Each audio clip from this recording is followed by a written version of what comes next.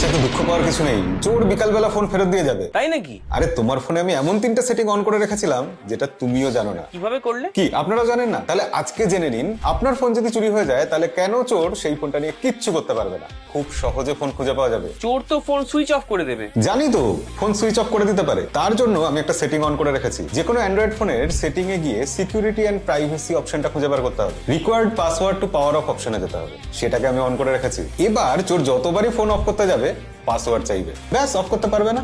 যদি ফোনের airplane mode on করে দেয়? আরে না না, আমি সেটাও ভেবেছি। চোর ফোনের এয়ারপ্লেন মোড অন করতে পারবে। সেটিং এ গিয়ে আমি swipe down to notification off এই মোডটাকে অফ করে রেখেছিলাম। এবার চোর কোনোভাবেই আর নোটিফিকেশন থেকে এয়ারপ্লেন মোড অন করতে পারবে না। আর যদি সিমটা খুলে ফেলে দেয়? হ্যাঁ, এই ভয়টা সবাই পায় যে চোর তো সিম কার্ড খুলে ফেলে দেবে। এই ভয়টা আপনি পাবেন না। প্রথমে গুগল অল সার্ভিসেসে গিয়েছিলাম, তারপর ফাইন্ড মাই ডিভাইস অপশনে গিয়েছিলাম। সেখানে গিয়ে ফাইন্ড ইওর অফলাইন ডিভাইস এই অপশনটা দেখেছিলাম। তারপর এখানে উইদাউট নেটওয়ার্ক অপশনটাকে সিলেক্ট করে রেখেছি।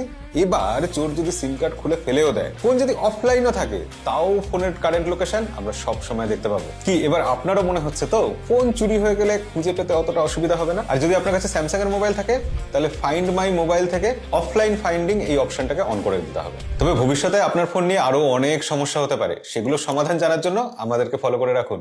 ফলো করুন আনন্দবাজার.com।